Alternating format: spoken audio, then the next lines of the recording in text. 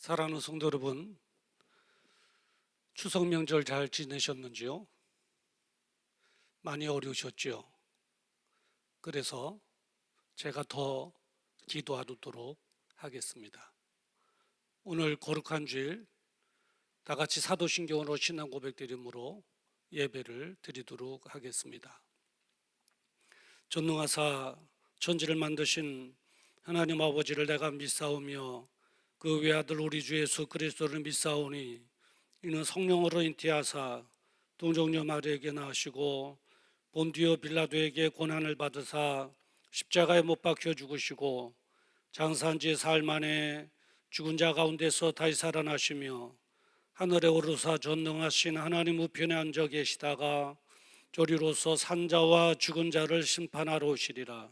성령을 믿사오며 거룩한 공회와 성도가 서로 교통하는 것과 죄를 사해 주시는 것과 몸이 다시 사는 것과 영원히 사는 것을 믿사옵나이다. 아멘. 찬송가 483장 제가 1절만 부르도록 하겠습니다.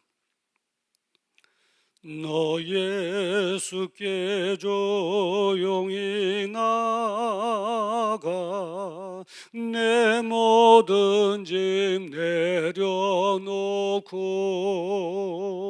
주 십자가 사랑을 믿어 죄 사함을 너 받으라. 주 예수께 조용히 나가 내 마음을 쏟아놓으라. 너를 미리 보시는 주님 그 은혜를 베푸시리. 아멘. 오늘 우리에게 주시는 하나님의 말씀 열왕기상 19장 1절부터 8절입니다. 구약성경 549페이지가 됩니다.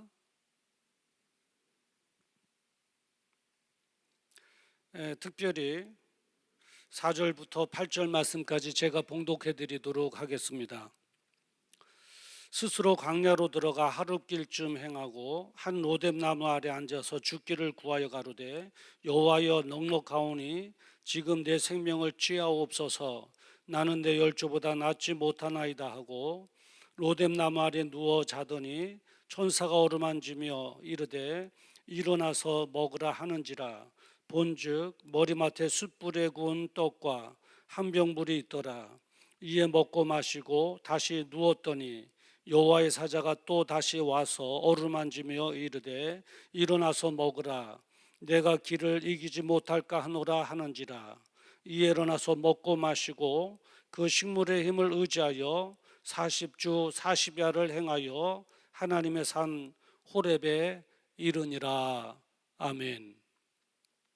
오늘 이 본문의 말씀을 가지고 마음이 답답할 때라고 하는 제목으로 함께 은혜를 나누고자 원합니다. 잠깐 기도하시겠습니다. 거룩하신 아버지 하나님, 열왕기상 19장 1절부터 8절의 말씀을 가지고 마음이 답답할 때라고 하는 제목으로 하나님의 말씀을 선포하기를 원합니다.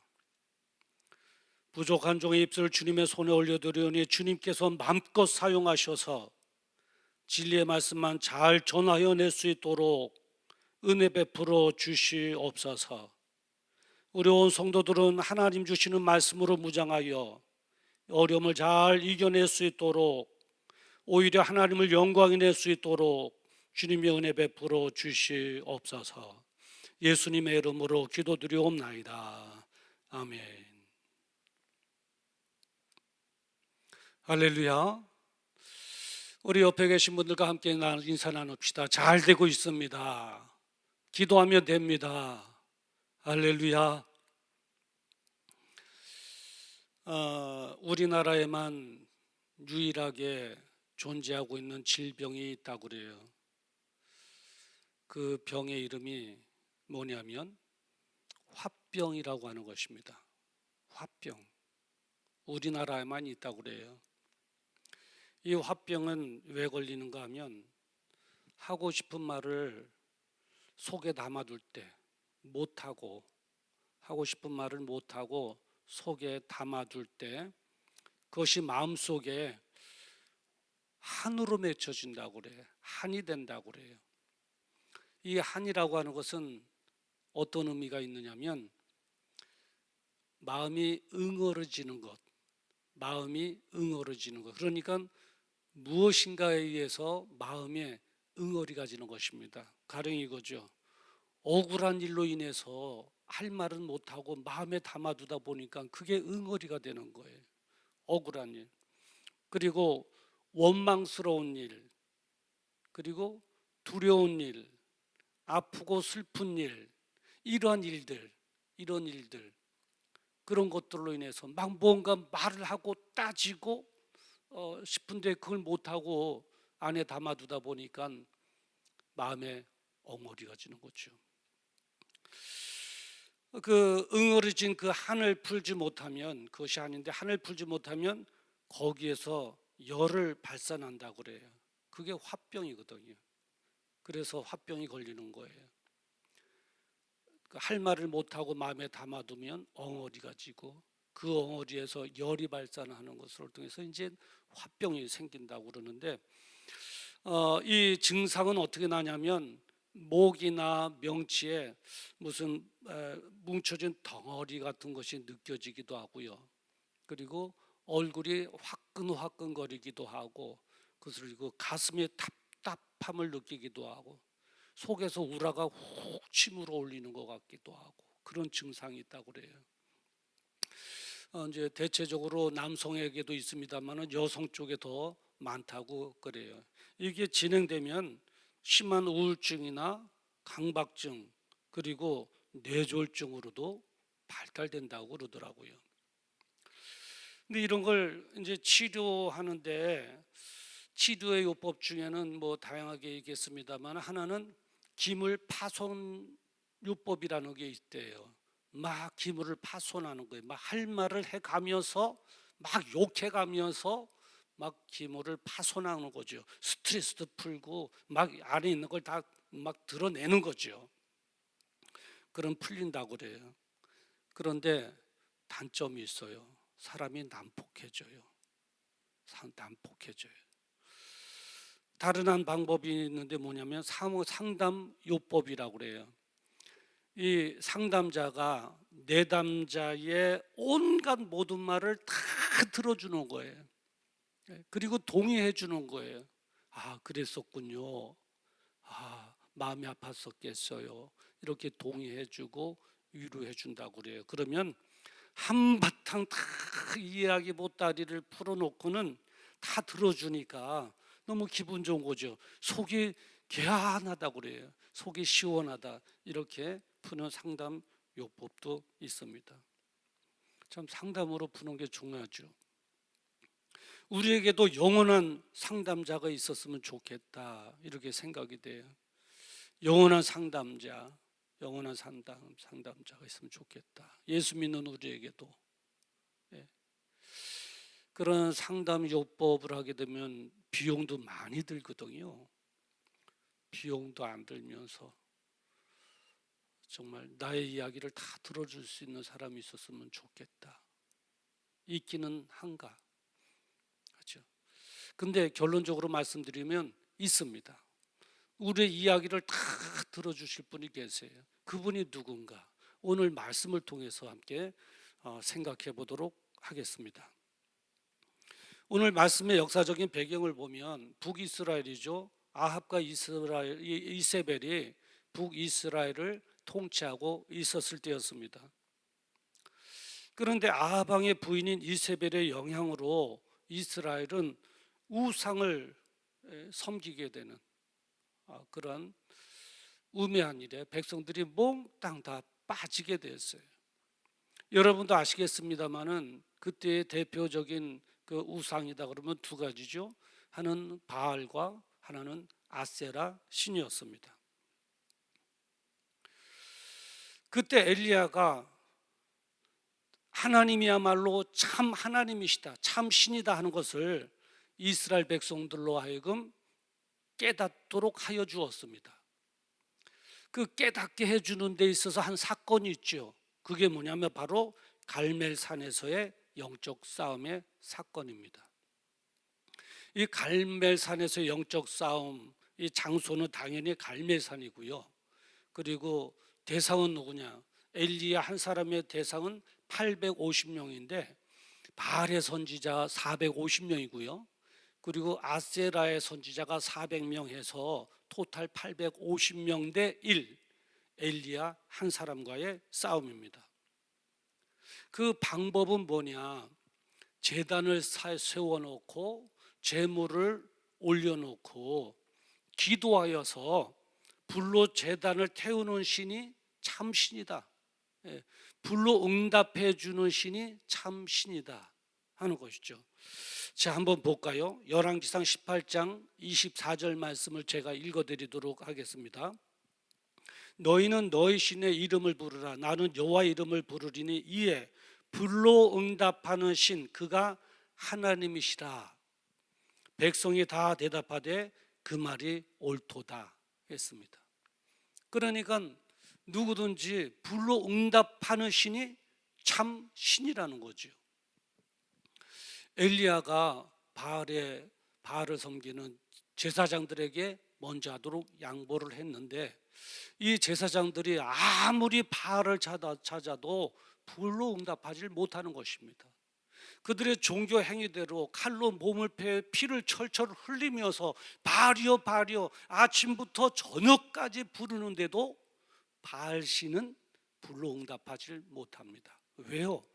바알은 신이 아닙니다. 참 신이 아니에요. 그때 엘리야가 나서지요. 제단을 쌓아놓고 그리고 제물을 올려놓고 그 위에 물을 붓습니다.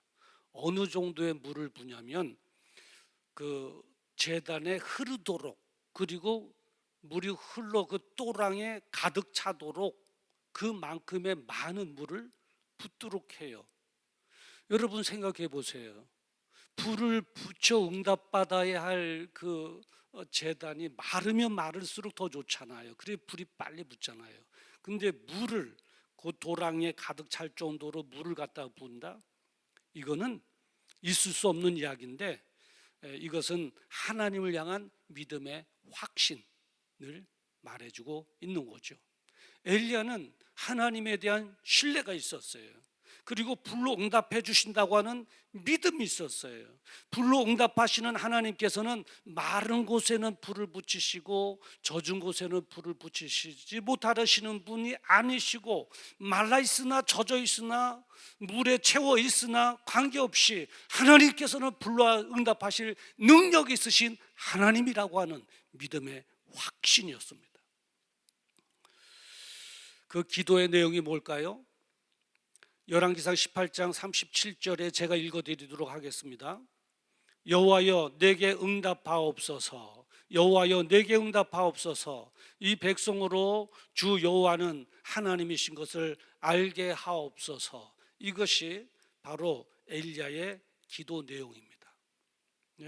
이 백성들로 하여금, 우상 숭배에 빠진 우매한 이 백성들로 하여금 주 여호와는 하나님인 것을 바로 알 수 있도록 하나님 역사하여 주시고 그 일을 위해서라도 불로 응답하옵소서라고 하는 기도의 내용입니다. 그 결과는 뭡니까? 하나님께서 불로 응답해 주셔서 모든 제단과 제물을 태워주셨습니다. 그리고 이스라엘 백성들로 하여금 하나님께로 돌아오도록 하셨습니다. 여기서 저와 여러분에게 주는 교훈이 있는데 뭐냐면, 아무리 어려운 환경일지라도 하나님만을 증거하는 갈매의 삶을 살 때 하나님의 역사가 일어난다고 하는 사실입니다. 그래요. 엘리야가 그랬거든요. 그 어려운 시대, 신앙을 지키기에 어려운 시대일 때에도 불구하고 엘리야는 하나님을 증거하는 삶을 살았습니다. 성도의 삶의 모델입니다. 하나님을 증거하는 삶을 살아야 됩니다. 그럴 때 하나님께서 엘리야에게 역사해 주셨듯이 바로 저와 여러분에게도 역사해 주신다고 하는 사실입니다. 저는 여기서 예전에 배웠던 그 기도론에 대해서 좀 생각해 봤어요. 기도는 긍정적이어야 한다. 그리고 기도는 하나님을 영화롭게 드러내야 된다. 그리고 기도는 믿음으로 해야 된다. 기도는 의심 없이 해야 한다 하는 그런 기도론의 한 일부분이죠. 가만히 생각해 보니까 엘리야가 갈멜산에서 한 기도가 그렇더라고요. 하나님께서 기뻐하실 만한 기도의 내용이었어요. 이런 기도 내용, 하나님 이 백성으로 하여금 주 여호와가 하나님인 것을 알게 하옵소서. 얼마나 긍정적인 기도의 내용입니까? 그리고 얼마나 믿음으로 한 기도입니까? 그리고 이 기도의 내용이 얼마나 하나님의 영광을 드러내고 있습니까? 정말 엘리야의 갈멜산의 기도는 하나님께서 기뻐하실 만한 그런 기도 내용이 아닐 수 없습니다.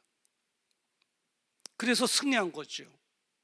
그리고 850명들을 다 처단시켰습니다. 이세벨이 자신이 거느리고 있던 850명의 선지자들이 다 엘리야로 인해서 죽었다고 하는 소식을 듣고는 흥분하기 시작했습니다. 그리고 마침내 선포를 하죠. 내가 엘리야를 죽이겠다. 그러면서 시간도 정해요. 언제요? 내일 이맘때쯤. 오늘 본문 19장 2절에 보면 그래요. 내일 이맘때에 엘리야를 내가 죽이겠다. 그렇게 선포합니다. 엘리야는 일어나서 도망갑니다. 유다에 속해 있는 부엘세베라고 하는 곳으로 가죠. 그러니까 엘리야는 이제 북이스라엘이라고 하는 나라에 있잖아요. 그냥 도망간 거죠. 일어나 도망간 거예요. 어디로요? 남유다. 그러니까 국경을 넘어서 남유다 부엘세바. 그러니까 그 광야로 들어가는 그 입구죠. 거기까지 도망을 가요. 우리는 여기서 엘리야가 뭘 보고 도망했느냐 하는 거예요. 뭘 보고 도망했느냐. 그것을 알아보는 것은 대단히 중요해요. 오늘 본문 19장 3절에 보면 저가 이 형편을 보고 일어나 그 생명을 위하여 도망하여라고 기록하고 있습니다. 뭐를 보고 일어나서 도망했다고요? 저가 이 형편을 보고 일어나 도망하여라고 기록하고 있어요. 자, 한번 비교를 해볼까요? 갈멜산에서는 굉장히 당당했잖아요. 그리고 담대했잖아요. 그렇게 갈멜산에서 담대하고 당당할 수 있었던 그 엘리야는 무엇을 봤기 때문에 그랬을까요? 하나님만을 바라봤기 때문에 그런 거예요. 기도의 내용에도 나오잖아요. 기도의 내용도 여호와여 내게 응답하옵소서, 여호와여 내게 응답하옵소서. 하나님만 부르고 하나님만 바라보잖아요. 그래요. 그런데 지금 현 시점에서는 왜 도망갔죠? 환경을 바라봤기 때문에 도망가게 된 거예요. 여기서 저 여러분에게 주는 교훈이 있어요. 뭐냐면 성도는 아무리 어려워도 하나님만을 바라봐야지 환경과 형편을 바라보게 되면 신앙생활에 실패하게 된다고 하는 사실입니다. 저는 이 설교를 듣는 우리 사랑하는 산돌교회 모든 성도 여러분, 아무리 어렵기는 하지만은 환경을 바라보기보다는, 내가 처해 있는 형편을 보기보다는 나를 도우시는 하나님만을 바라보고 신앙의 승리자 되기를 주님의 이름으로 축원합니다. 자, 엘리야는 광야로 도망했습니다. 그리고 지친 몸과 마음으로 로뎀 나무 한테 털썩 주저앉았어요. 그리고 기도했어요. 저는 그 로뎀 나무 아래 털썩 주저앉아 기도한 엘리야의 기도를 보고는 깜짝 놀랐어요. 정말이에요. 깜짝 놀랐어요. 그리고 속으로 이렇게 생각했어요. 이것도 기도라고 하는가? 이런 기도가 어디 있어? 이건 기도도 아니야. 기도는 이렇게 하는 게 아니야. 저는 이렇게 생각했어요. 깜짝 놀랐어요. 여러분, 엘리야가 무슨 기도를 했는가 궁금하시죠? 바로 이런 기도를 했어요. 제가 그대로 엘리야의 기도 내용을 읽어드릴게요. 열왕기상 19장 4절 말씀이에요. 뭐라고 그러냐면, 한 로뎀 나무 아래 앉아서 죽기를 구하여 가로되, 이렇게 기도한 거예요. 여호와여, 넉넉하오니 내 생명을 취하여 주옵소서. 지금 내 생명을 취하여 주옵소서. 나는 열조보다 낫지 못하나이다. 이게 엘리야의 기도예요. 여러분 한번 생각해 보세요. 저는 정말 불경스러운 기도다고 생각해요. 우주 만물을 창조하시고 역사의 수레바퀴를 돌리시는 전지전능하신 만왕의 왕 하나님께 지금 나를 좀 죽여주세요. 나는 무식한 사람입니다. 이게 말이 되냐고요. 예. 말할 데가 없어서 여러분 생각해 보세요. 하나님 보고 죽여달라고 말을 하고 있잖아요. 그것도 신세 타령하면서 말이죠. 저는 하나님께서 이런 기도 들으실까? 이건 기도도 아니야. 신세 타령이지. 이렇게 생각했습니다. 그런데 성경을 조금 더 읽다 보니까 엘리야를 대하시는 하나님의 모습을 통해서 제가 두 번째로 또 놀랐어요. 첫 번째 놀란 건 뭐냐면, 그 믿음의 사람, 갈멜산에서 850명을 물리쳤던 그 믿음의 용장인 엘리야의 기도를 듣고는 깜짝 놀랐고요. 두 번째 놀란 것은 그런 기도를 들으신 하나님께서 엘리야를 어떻게 대하시고 계시는가를 보면서 놀랐어요. 저는 사실 하나님께서 엘리야에게 호차리를 들고 나올 줄 알았다고요. 뭐야? 나보고 죽여달라고? 그것도 할 말이야? 그래, 내가 응답해 줄게. 죽여달라고 기도했지, 내가 응답해 줄게 하고 죽이실 줄 알았어요. 예. 그런데 그러지 않으셨더라고요.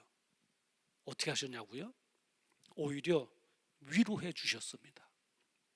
왕상 19장 5절에 보면 천사가 어루만지며라고 기록하고 있어요. 하나님께서는 천사를 통해서 가서 어루만지도록 해주셨어요. 그 광야 가운데 로뎀나무에서 누워 있잖아요. 로뎀나무가 아무리 크다더라도 시원하겠어요? 덥지요. 거기 벌러덩 누워 있거든요. 거기 이마를 어루만져 줬어요. 한번 상상해 보세요. 얼마나 위로가 되겠어요. 내가 다 안다. 내가 다 안다. 힘들지, 내가 다 안다. 위로해 주셨어요. 뿐만 아니라 회복시켜 주셨습니다. 지친 엘리야, 힘들어하는 엘리야를 회복시켜 주셨죠. 5절에 보면 이르되 일어나서 먹으라 하는지라 본즉 머리 밑에 숯불에 구운 떡과 한 병 물이 있더라. 이렇게 기록하고 있습니다. 그러니까 하나님께서는 그것도 숯불에 구운 떡을 주셨어요. 예, 얼마나 맛있겠어요. 꼬독꼬독하면서 바삭바삭하면서. 그리고 광야의 생명과 같은 게 뭐겠어요? 물이죠. 물도 갖다 주시고, 그것도 두 번씩이나 회복이 될 때까지, 일어날 때까지. 예. 여기서 저 여러분에게 주는 교훈이 있는데 뭐냐면, 하나님께서는 내가 무슨 말을 하더라도 나를 이해해 주시는 분이시고 오히려 더 사랑해 주시는 참 좋으신 분이라고 하는 사실입니다. 그분이 내가 믿는 하나님이세요. 내가 무슨 말을 하던 나를 이해해 주세요. 엘리야가 하나님 지금 나를 죽여주시옵소서 할 때 하나님께서 얼마나 힘들었으면 나에게 저럴까, 정말 힘들었겠구나 하고 이해를 해주시는, 나를 이해해 주시는, 얼마나 힘들었으면 그럴까, 그리고 오히려 또 사랑을 베풀어 주시는 분이, 그런 참 좋으신 분이 우리가 믿는 하나님이시라고요. 그러면서도요, 하나님께서는 끝까지 비밀을 지켜주신 분이.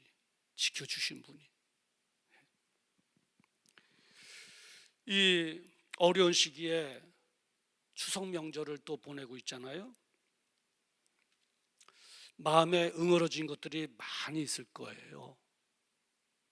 말은 못하지만 하고 싶어도 들어줄 사람이 없는 거죠. 누가 들어주겠어요? 네. 시댁 식구가 들어주겠어요? 누가 들어주겠어요?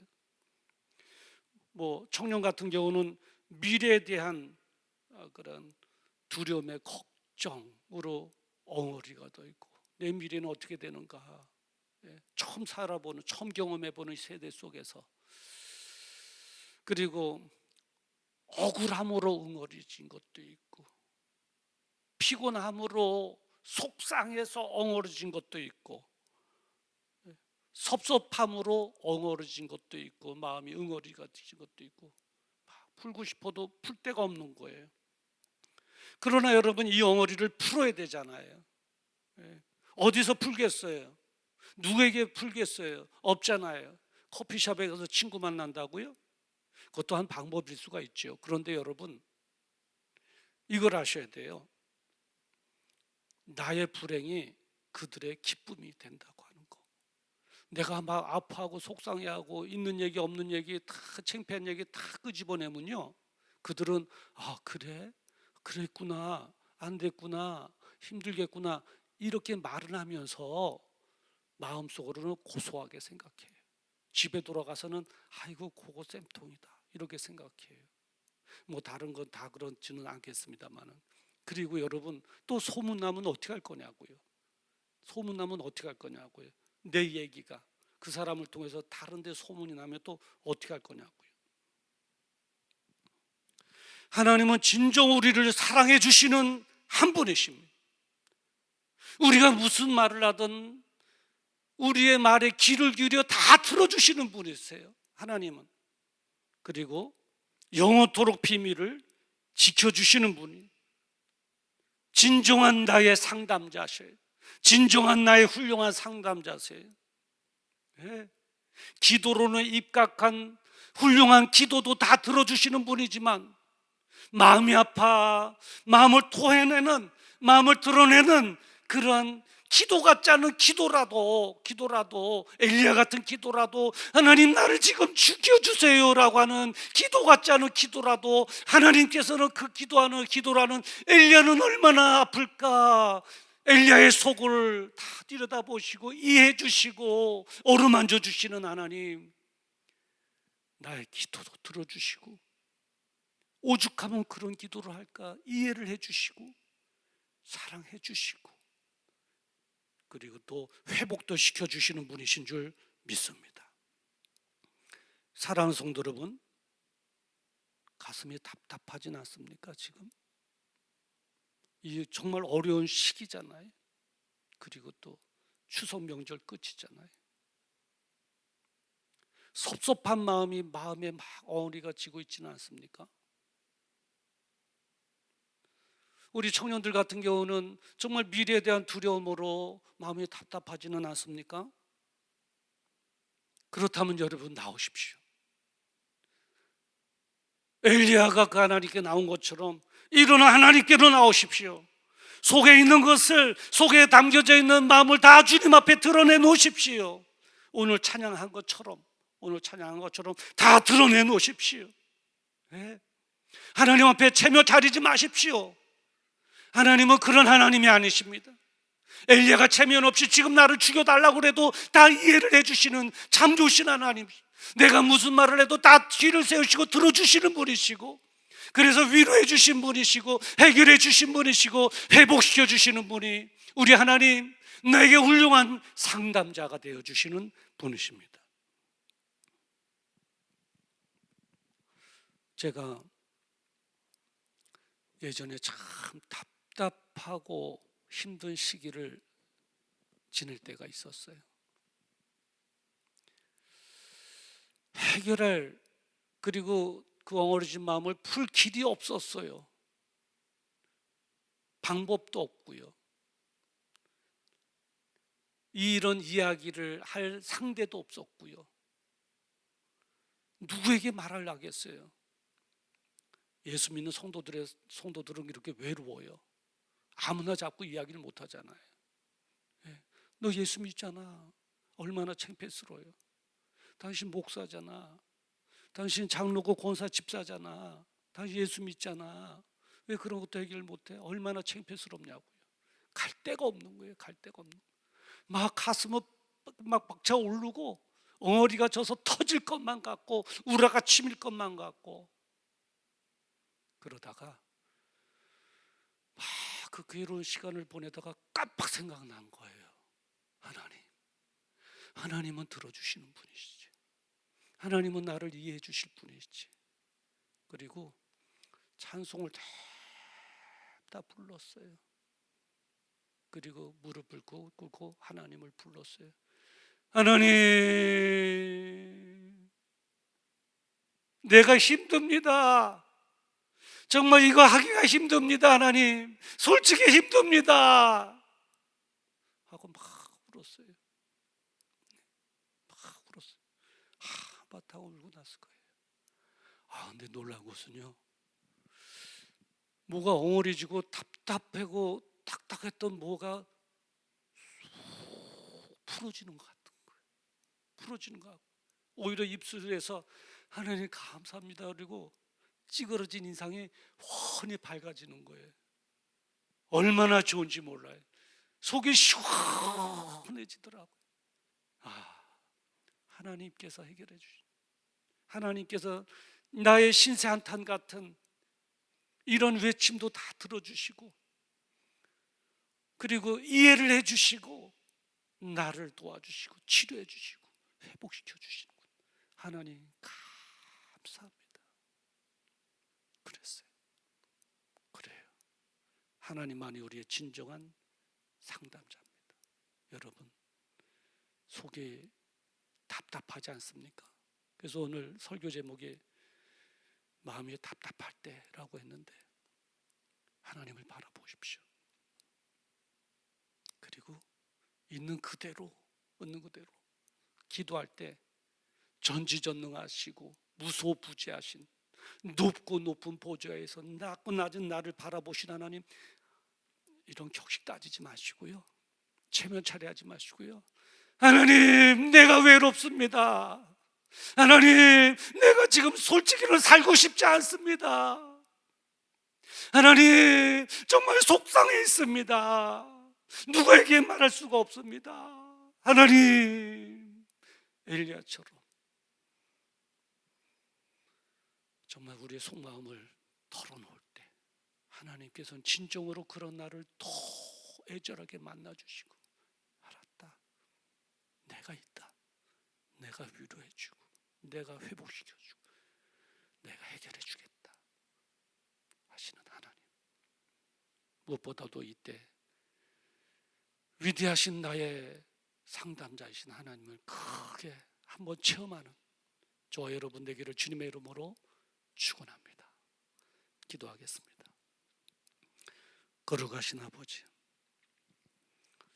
기도론에서 보면 긍정적인 기도, 믿음으로 하는 기도, 하나님을 영광해내는 기도, 물론 틀린 것은 아니죠. 그런데 일반 사람들이 이런 기도가 어디 있어? 이것도 기도라고 하나? 이건 기도도 아니야, 신산탄이지 하는 기도일지라도 하나님께서는 외면하지 않고 다 이해해 주시고 오히려 찾아와 만나 주시고 위로해 주시고 회복시켜 주시는 하나님인 것을 오늘 말씀을 통해서 알게 해주시니 감사합니다. 우리가 믿음의 힘 그리고 넉넉한 환경 속에서는 얼마든지 힘찬 기도를 하고 선포의 기도를 하고, 하지만 정말 마음에 엉어리져 지쳐 있을 때, 힘들 때는 어떻게 그런 기도를 할 수 있겠습니까? 엘리야의 기도가 정말 진솔한 기도가 아닐 수 없습니다. 하나님, 지금 내 생명을 취하여 주시옵소서. 솔직한 마음으로 토해내는 이 기도, 영원한 상담자 되신 우리 하나님께 드러내므로 하나님에 의하여 살 길이 열려지게 하여 주시옵시고 마음의 시원함이 있게 하여 주시옵소서. 예수님의 이름으로 기도드리옵나이다. 아멘.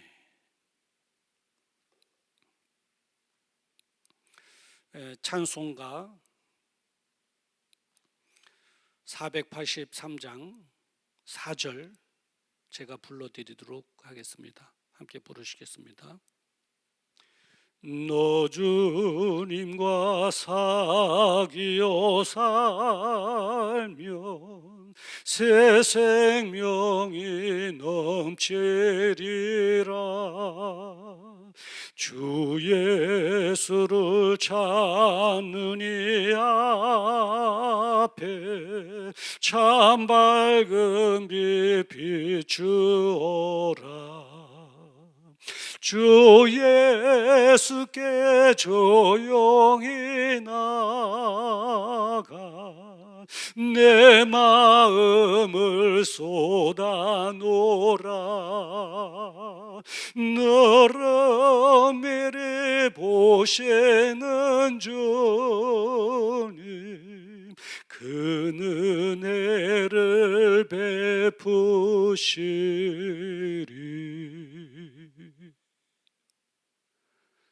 아멘. 드려진 예물을 위해서 잠깐 기도하시겠습니다. 거룩하신 아버지 하나님, 오늘도 하나님 앞에 예배드리며 귀한 예물 하나님께 올려드립니다.